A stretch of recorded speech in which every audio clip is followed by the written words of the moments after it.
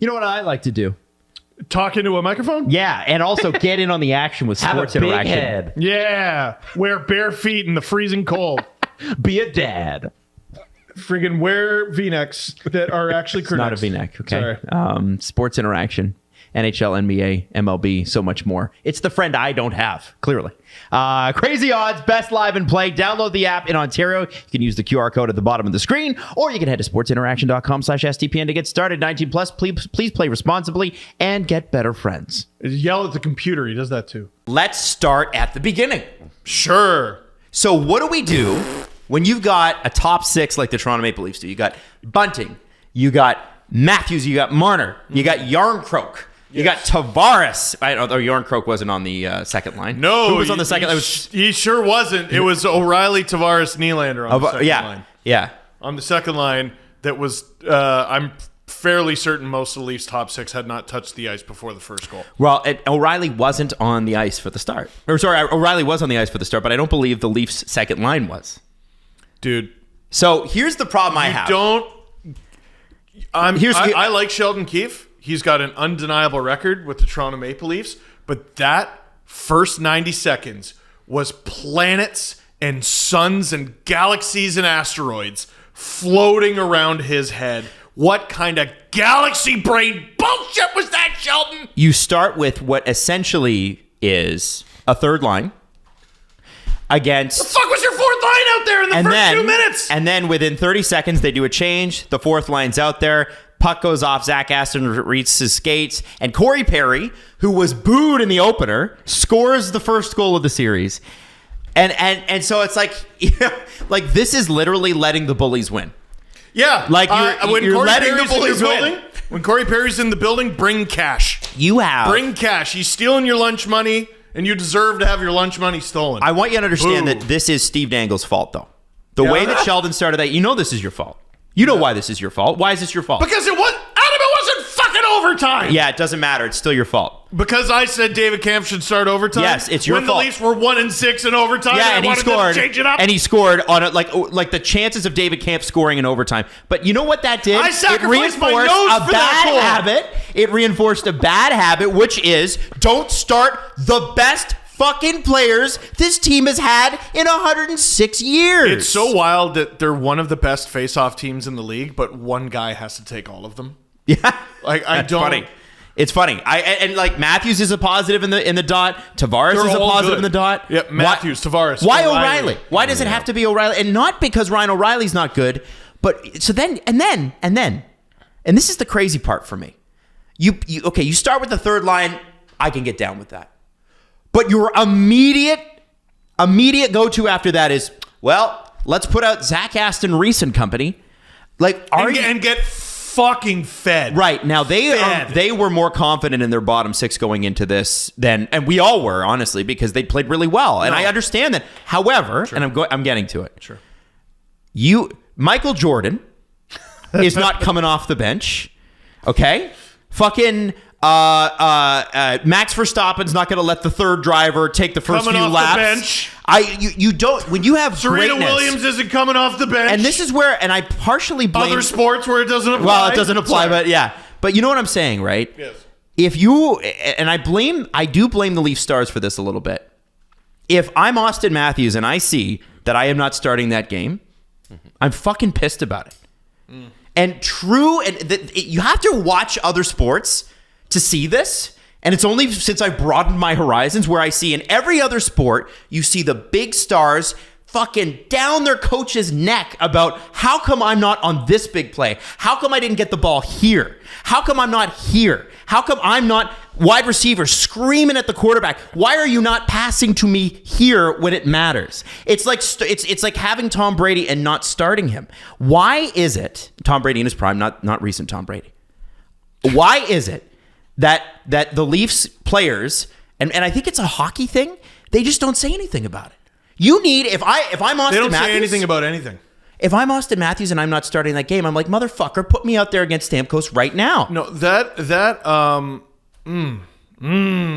Like, I want to go head to head against the best. I'm so focused on the third period, I'm trying to hold it in. So we're doing the first. So I brought up the shift chart just to dump on what you're calling a third line because Crap. it was John Tavares, William Nylander, and Ryan O'Reilly. And then immediately fourth line. They started the game, which is not your third line at all. That's your That line captain. doesn't work. The line doesn't work. Like we've all enough. discovered that, but it's a little question mark to call them a third line. They're probably your second line. Give them a look. Okay, they're your second line. All right, and so they have that. They start the game, which is unforgivable because Austin Matthews should be starting the game. Then the puck goes into the defensive zone, and he's trying to line match with Tampa. So Austin Matthews, Mitch Marner, and Michael Bunting, they get out there for half a second. They get out there for those 10 seconds, and then they're replaced by Camp. So they Reese, did and take a Lafferty. shift, but They it was did. 10 seconds? So that's where I got the third line thing. Yes, so That's where I got that's that. where you're. So you go second. So it's even worse, Jesse. What do you mean? You shorten the shift of the second line, then you go third line for 10 seconds, and then you put out the fourth? No. So it went Tavares, Nylander, O'Reilly, Okay. then Matthews, Marner, Bunting. For 10 seconds. I don't know how much the game clock was, but at the beginning they were out there, and then when the play went into I think it was a defensive zone draw, Well- Keefe switched them out because The goal Cooper, happened 70 fucking seconds in. Yeah, Cooper Oh my sent God. out which was the line he was trying to line match. Cirelli, I He think. sent out the Maroon, Belmar, Perry line, and then Against the fourth line. So then Keefe was like, I don't want Matthews, Marner, and Bunting out there against them. Why? Why? Why not? Because the Skate them into the ground. Why? so Tampa had 3 line changes in that instance too. Point, Kucherov, Stamkos were out there for a couple seconds versus the Matthews, Marner, Bunting line. Keefe pulls them after the stoppage and he line matches. He goes Camp, Reese, Lafferty, and then Cooper goes Maroon, Belmar, Perry. And then that's when the goal happens there. Do you know what kind of psychological fucking warfare it is? and- to have to wait a year to go through this every single year? So after he does that, he goes through the 3 lines and he tries to line match and it doesn't really work. He realizes, he says, I made an oopsie. He goes to Matthews, Marner, Bunting for a significant amount of time here. And for the last time. Oh, I can tell you how much time it was. It was 11 seconds. Jesus, why? The Austin Matthews, Marner, Bunting shift was 11 seconds there. So you give So my point still stands. You've given the lion's share of the time in the first 90 seconds to the fourth line because you're trying to line match the other team. By the way, you have last change, Sheldon. They line match you. Yeah, so that was his strategy with the line matching, right? That is outrageous. He went to the Berkshire- Conf Austin Reese, Lafferty line. Berkshire put it a great way. They came in like a puppy with their belly up. 100%. Like, just- so here's the other thing. And here's the other thing. The Hall Giordano thing. I mean, I've seen enough of that already. That was, and I'm going to call out my favorite defenseman on the Toronto Maple Leafs, Mark Giordano. The first 2 goals, they were on the ice, and he's looking at the goalie both times. Baby shit on the Cirelli goal. Baby shit. Never thought I'd say that about that player.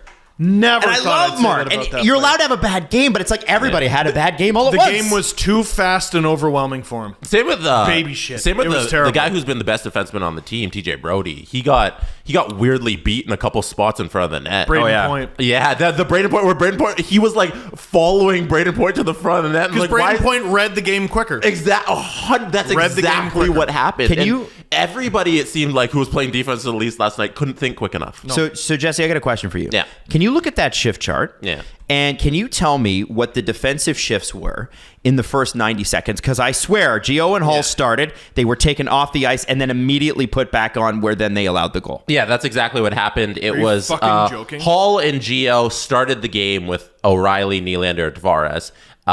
Then McCabe, Brody came out with the How long? with the Matthews line. Gio and Hall were out there for 23 seconds, and then McCabe and Brody came out for 20 seconds, and then Gio and Hall came back out with the Conf Austin Reese The Lafferty fuck line. are you doing? And then the goal happened. What are you doing? That's, to me, we can criticize this team. We can criticize this team. This is the first time where I watched Sheldon Keefe coach and thought he's rattled. He's What absolutely. about Bruce Cassidy? He's rattled. Bruce Cassidy outcoached him. Well, he outcoached Babcock too. Oh, wait a sec. No, Yeah. sorry. It was Babs. I'm screwing it up. Yeah. was Babs. Because Keefe got hired in 2019. That's right, and it was after the Boston no. trauma. Bruce Yeah, yeah. Cassidy fed Babcock his Yeah, lunch. yeah, absolutely. Sheldon Keefe was of the entire organization last night the most unprepared. The most important part of a game is the start. And there were people like leaning on me a little bit on Twitter, like Adam, like, what do you mean? It's the first 90 seconds. Like, you know, that's you're talking in cliches here. Somebody said it, and I understood what they were saying. A lot of cliches consistently, for years and years and years. But I get it. We're not making it about that. We're talking about the game. But what I want to say is that if you read any book, and in fact, there was a book that Elliot Friedman, when he was on the show, recommended we read, and it was about an NFL coach, and it escapes me right now, but I read the damn book because it's one of Kyle Dubas's favorite books. Yes, I do remember him. He's a football coach. It's an incredible book. Totally recommend it. I'll Google it in a second. The point of the book, though, is they talk about how to start a football game, right? And your best plans are the best plan here. Sorry, I'll predict what you're going to say. You completely just let the road team dictate everything. That was not in the book. No, it might have been. Maybe they sent out a new copy of it with some additional. But I thought they taught that at coach school. They didn't. They didn't. Just completely fucking let them do everything. And I want to say let this: John Cooper absolutely son you. Sheldon Keefe. Everybody that doubts Sheldon Keefe currently has all the ammo that they need, right? Yep. They have all the ammo that they need. He was, of all the Toronto Maple Leafs last night, the most unprepared. Yep. He was completely lost in those first 90 seconds. Jesse read you the shift chart. There's no excuse, guys. There's no excuse. And I like Sheldon Keefe. His record is like the best record in Leafs history. It's crazy. It's gaslighting. It's gaslighting through statistics. But I do How want the fuck is he that prolific in the regular season and absolutely futile immediately as the playoffs start? Well, and this is where so here's my question becomes then, and this is one for the end of, if your coach is that rattled clearly through their actions, how do you expect the players not to be? And this is where I think the players know these guys are really, really smart when it comes to hockey. They'll know more, they'll forget more about hockey than any of us will ever know. Do you think the players don't know? Do you think Matthews and Marner sitting on the bench for the first 90 seconds of that game didn't know? And I was watching the shift chart on NHL.com, or the ice time, the time on ice thing on NHL.com while I was streaming your game on Sportsnet. And you could tell that Keefe was trying to make up for it. So at about, 12 minutes in, Matthews and Marner are at 3 minutes played or something like that versus everybody else, which is maximum 2.5. So they're getting their ice time. But the first part of the game is where you establish dominance. That is where you decide, here's how the first 10 minutes of this game go. Absolutely, said John Cooper.